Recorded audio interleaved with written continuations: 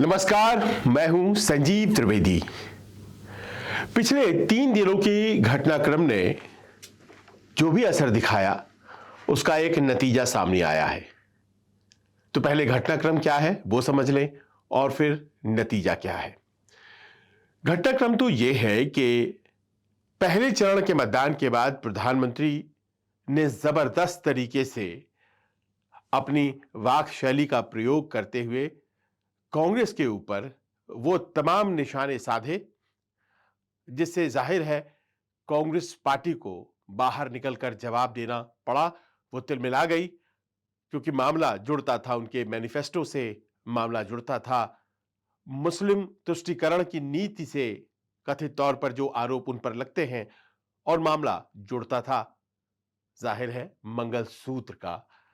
और इस तरह से जब ये मामले सामने आए और समझा यह गया कि प्रधानमंत्री दरअसल इस तरह से अपने कैंपेन को एक दिशा दे रहे हैं, तो सामना कौन करे, क्योंकि कोई भी बात इसके डिफेंस में की जाती है तो फिर वो तुष्टीकरण और उस तरह के आरोपों में जाकर फंस जाती है। कांग्रेस फंसने लगी थी और इसी बीच प्रियंका गांधी ने जब बेंगलोर से वो मंगलसूत्र वाला भाषण दिया तो अचानक कांग्रेसियों में जान आई। और इस बात को मैं महसूस कर रहा था। आज कांग्रेस दफ्तर में सब लोग उस भाषण की चर्चा कर रहे थे।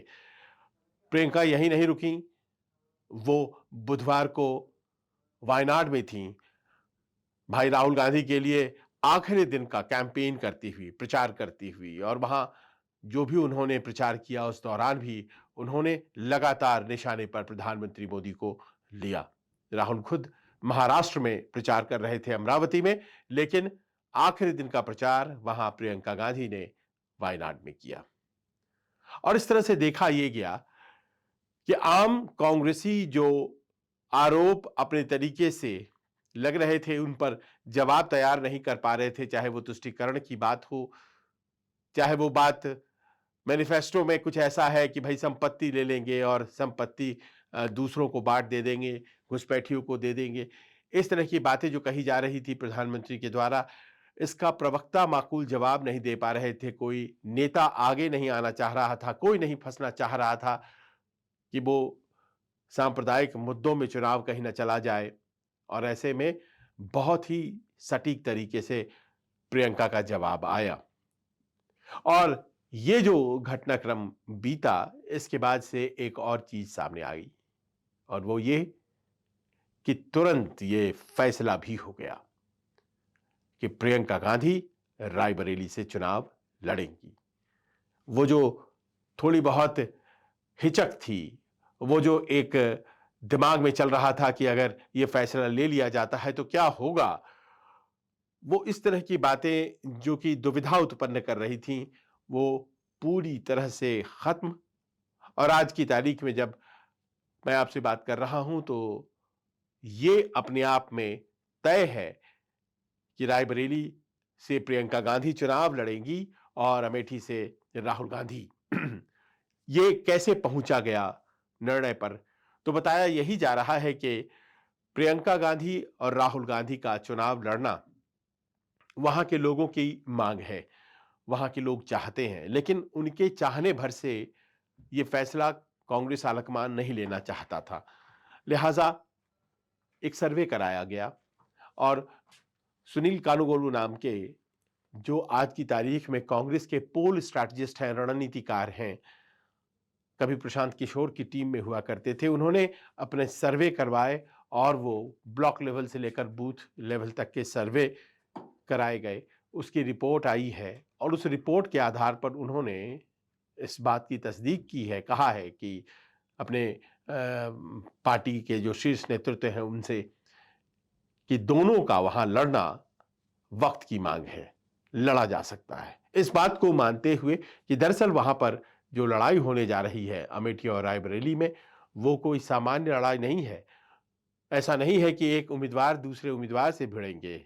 एक तरफ अगर राहुल गांधी और प्रियंका गांधी की पूरी टीम और कांग्रेस पार्टी लड़ेगी, तो दूसरी तरफ से पूरी ताकत उत्तर प्रदेश सरकार की, प्रधानमंत्री मोदी और स्मृति ईरानी और दूसरे जो उम्मीदवार होते हैं उनका तो बस चेहरा भर रहेगा। तो ऐसी स्थिति में अगर चुनाव लड़ा जाएगा तो जीत की संभावनाएं कितनी हैं? रिपोर्ट ये भी आई कि बूथ लेवल पे और ब्लॉक लेवल पे लगातार पिछले 3 महीने से काम चल रहा था। समय समय पर आकलन किए जा रहे थे। इस फाइनल सर्वे के पहले जो कि सुनील कानूगोलू ने की, और अब ये तैयार हो गया सब कुछ जब कि भाई ये लॉन्चिंग पैड प्रियंका गांधी के राजनीतिक इलेक्टोरल डेब्यू के लिए तैयार है और उस वक्त ये फैसला ले लिया गया है। इसी बीच प्रधानमंत्री को फ्रेम से फ्रेम टक्कर देने की जो पिछले 3 दिनों में स्थिति बनी, उससे और भी ज्यादा कद बढ़ा प्रियंका गांधी का और ये फैसला लेने में बहुत आसानी भी हुई। अब दिलचस्प ये है कि प्रियंका गांधी जब खड़ी होती हैं तो उनके सामने कौन खड़ा होने वाला है, क्योंकि अमेठी में ये समस्या नहीं है। वहां तो स्मृति ईरानी वहां की सांसद हैं, जाहिर है उनसे जाकर टक्कर लेना है। लेकिन यहां सांसद सोनिया गांधी थी, पिछले 5 बार से सांसद थी और उन्होंने अपनी सीट छोड़ी, वो राज्यसभा चली गई। स्पष्ट तो तभी हो गया था कि रायबरेली से प्रियंका गांधी आएंगी, लेकिन बीच में थोड़ी स्थिति सोचनीय हो गई थी, क्योंकि वहां पर बहुत माकूल हालात नहीं थे क्या, खास तौर पर राज्यसभा के चुनाव के समय, क्योंकि उस वक्त बहुत ही खास कहे जाने वाले अखिलेश यादव के मनोज पांडे जो कि मुख्य सचेतक थे समाजवादी पार्टी के, वो छोड़कर समाजवादी पार्टी भारतीय जनता पार्टी में शामिल हो गए थे, ऊंचाहार के विधायक। तो ऐसे में संभव ये हो रहा था कि कहीं प्रियंका गांधी को इस बार न उतारा जाए। लेकिन उसके बाद चुनाव प्रचार की शुरुआत हुई और जिस तरह से प्रियंका गांधी आगे आई, चुनाव प्रचार का कमान संभाला और लगातार जिस तरह से वो प्रचार कार्यक्रमों में उनकी डिमांड बढ़ती गई और वो हर जगह जाकर मुद्दों पर बोलने लगी। और पहले ये जो होता था कि प्रियंका गांधी अकेले कम ही बाहर जाया करती थी, अब उनके भी प्रोग्राम लगातार लगने लगे स्टार कैंपेनर के तौर पर। तो ये स्पष्ट होने लगी स्थिति की दरअसल प्रियंका गांधी खुद एक फुल फ्लेजेड तरीके से अपने राजनीतिक करियर को गढ़ चुकी हैं और वो इस बार उम्मीदवार भी होंगी। पर कौन सामने आएगा? प्रियंका गांधी अगर उतर रही हैं, भारतीय जनता पार्टी इस बात का इंतजार कर रही है, क्योंकि आपको याद होगा कि अभी तक सब जगह जहां पर भारतीय जनता पार्टी को लड़ना है उत्तर प्रदेश में, करीब करीब उम्मीदवारों की घोषणा हो चुकी है। सिर्फ और सिर्फ रायबरेली और ऐसी एक आध सीट बची रहती है। तो फिर रायबरेली से आखिरकार क्या उम्मीदवार मिल गया है? बहुत सोचने समझने के बाद प्रियंका गांधी के खिलाफ किसी को उतारा जाएगा, ये जाहिर है। ये भी जाहिर है कि किसी सेलिब्रिटी को उतारा जाएगा जो अपने नाम पर वोट लेता है, क्योंकि भारतीय जनता पार्टी वहां पर वोट उतना नहीं ला पाती है जिससे कि वो हरा पाए कांग्रेस को। सोनिया गांधी ने 5 बार में ये साबित किया है। इस बार हालात कैसे बदलें इसकी कोशिश चल रही थी और एक नाम सामने आया, वरुण गांधी का।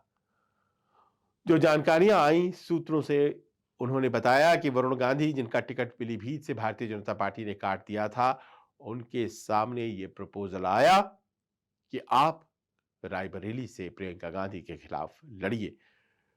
और वरुण गांधी ने साफ मना कर दिया। वरुण गांधी नहीं लड़ना चाहते अपनी चचेरी बहन के खिलाफ। भारतीय जनता पार्टी और तमाम जो एनडीए के सहयोगी दल हैं, इसमें एक बड़ा कंटेस्ट मान रहे थे, ऐसी खबरें हैं। लेकिन ये अब निर्मूल है, सामने वरुण गांधी नहीं लड़ने जा रहे हैं।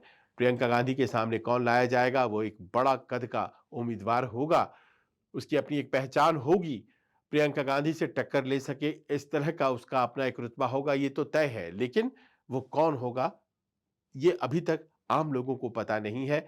ये बहुत स्पष्ट है कि किसी ने एक नाम पर सब कुछ तय कर लिया गया है और जैसे ही राहुल गांधी और प्रियंका गांधी के नाम की घोषणा होती है, प्रियंका गांधी के खिलाफ कौन लड़ेगा उस नाम की भी घोषणा हो जाएगी। अब प्रश्न ये है कि राहुल गांधी और प्रियंका गांधी के नाम की कब घोषणा होगी? तो बताया ये जा रहा है कि 26 तारीख को, यानी कि दूसरे चरण का मतदान जब होगा शुक्रवार को, उसके तुरंत बाद या तो उसी शाम या फिर अगले दिन यानी कि 27 अप्रैल को यह घोषणा हो जाएगी।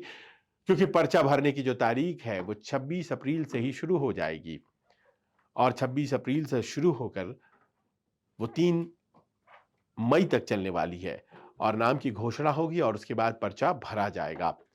राहुल गांधी भी वायनाड से लड़ने के बाद अमेठी से लड़ेंगे और ये एक सर्वे के जरिए बात सामने आई है कि सबसे ज्यादा कमजोर पक्ष जो भारतीय जनता पार्टी के उम्मीदवार स्मृति ईरानी का अमेठी में है वो ये है कि वो स्थानीय मुद्दों पर बहुत ज्यादा ध्यान नहीं दे पाई। हालांकि पिछले 10 सालों में या यूं कह ले 15 सालों में जब से वो वहां हैं, 2014 भी लड़ी, 2019 में लड़ी और जीती और अब 2024 बहुत से स्थानीय इश्यूज का सल्यूशन नहीं निकल पाया है और ऐसे में उनको जो इलाकाई मुद्दे हैं उन पर घेरा जाएगा।